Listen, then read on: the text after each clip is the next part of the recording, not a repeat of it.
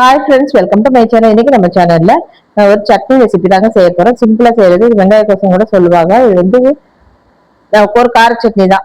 தக்காளி வெங்காயம் வச்சுதான் நம்ம செய்ய போறோம். இதுக்கு வந்து கொஞ்சம் எண்ணெய் கொஞ்சம் கூடுதலா ஊற்றிட்டு கடுகு பருப்பு மட்டும் சேர்த்துக்கிறேன். கடுகு பருப்பு சேர்த்துட்டு நான் வெங்காயம் தக்காளி நைஸா கட் பண்ணி எடுத்து வச்சிருக்கேன். அது வந்து ஃபர்ஸ்ட் வெங்காயத்தை போட்டு நம்ம இந்த நைஸா கட் பண்ணிருக்கும் போது வெங்காயம்லாம் சட்னியுமே வதங்கிடும். அதை வெங்காயத்தை போட்டு நம்ம நல்லா வதக்கணும். ஈஸியா செய்யற சட்னி தாங்க, சிம்பிளான ஒரு சட்னி ரெசிபி. அதே மாதிரி இட்லி தோசைக்கு செம்ம காம்பினேஷனாவும் இருக்கும். அடுப்பை கொஞ்சம் மீடியம் ஃப்ளேம் வச்சுட்டு நம்ம வெங்காயம் தக்காளி எல்லாத்தையும் நம்ம வதக்கி விடணும். அவ்வளவுதான்.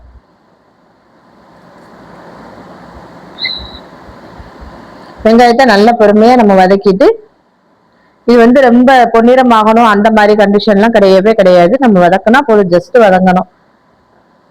வதக்கிட்டு அது ரொம்ப ரொம்ப அப்படி வதங்காம இருந்ததுன்னா ஒரு இனிப்பு வரும். தக்காளி இனிப்பு இதுவும் ஒரு மாதிரி, அதனால கொஞ்சம் ஒரு 50% 60% வதக்கினாலே நம்மளுக்கு போதும். அந்த மாதிரி நம்ம பொறுமையா வெங்காயத்தை வதக்கினதுக்கு அப்புறம் தக்காளி நல்லா ஒரு 3 தக்காளி 4 தக்காளி நம்ம எடுத்துக்கலாம். நம்ம செய்யற குவான்டிட்டிக்கு எத்தனை பேருக்கு தேவையோ அதுக்கு தகுந்த மாதிரி வெங்காயம் தக்காளியோட அளவை நம்ம கூட்டி குறைச்சு சேர்த்துக்க வேண்டியதுதான். இன்னைக்கு 4 பேருக்கு செய்யறோம்னா இந்த அளவுக்கு போதும். ஒரு பெரிய தக்காளியா இருந்தா 4 தக்காளி சேர்த்துக்கலாம். இது தக்காளி போட்டாலே கண்டிப்பா கல்லுப்பு போட்டுருங்க. இந்த பொருள் தக்காளி எல்லாம் வதங்கவே மாட்டேங்குது. சோ நம்ம தக்காளிக்கு கல்லுப்பு போட்டோம்னா தான் கண்டிப்பா வதங்கும். அதனால கல்லுப்பு போட்டுருங்க. இந்த சட்னிக்கு தேவையான அளவு உப்பை நம்ம இந்த இடத்துல போட்டு நல்லா வதக்கிடலாம். இன்னொரு பை சான்ஸ் என்ன பண்ணலாம்னா, நம்ம வந்து தக்காளி வந்து மிக்சியில அடிச்சுட்டு நம்ம சேர்த்துக்கலாம். இந்த இடத்துல அப்படியே நம்ம செய்யலாம். மிக்சியில அடிச்சுட்டு சேர்த்தோம்னாலும் நல்லா இருக்கும். அதுவும் ஒரு டேஸ்ட் நல்லா தான் இருக்கும்.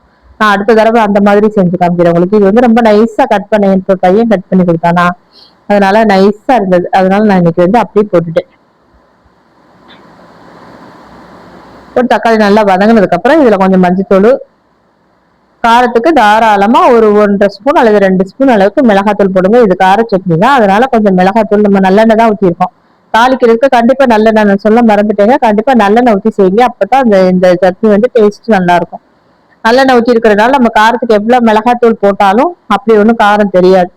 அதனால தாராளமா 2 ஸ்பூன் போடுங்க. வேற ஒண்ணும் இதுல சேர்க்க வேண்டாம். நம்ம 2 ஸ்பூன் போட்டுட்டு அதே எண்ணெயிலேயே நம்ம நல்லா வதக்கி விடணும். எண்ணெய் இது கொஞ்சம் கூடுதலா ஊத்துறது தான் நல்லது. அப்பதான் கொஞ்சம் நல்லா எண்ணெய் மிதந்து வந்தாதான் சட்னி சாப்பிட்றதுக்கு நல்லா இருக்கும்.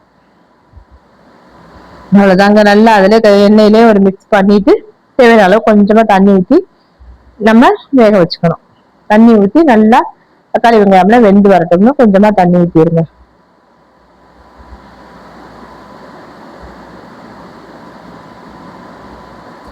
தண்ணி ஊற்றி ஒரு மூடி போட்டு மூடி நம்ம வேக வச்சோம் அப்படின்னா நல்லா வெந்து வரும்.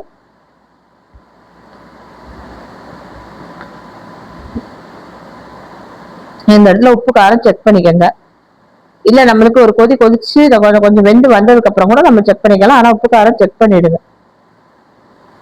தக்காளி வதங்கிறதுக்கு தான் நம்ம கொஞ்சம் போட்டோம்.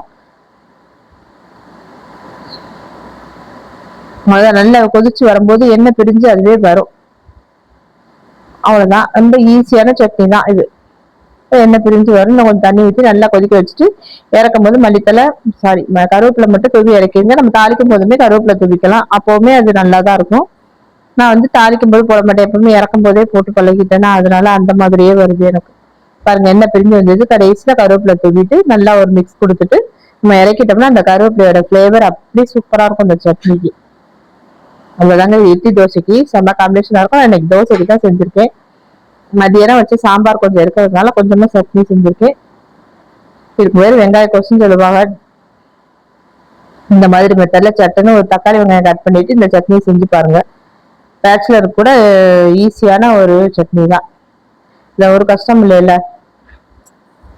தேங்க்யூ.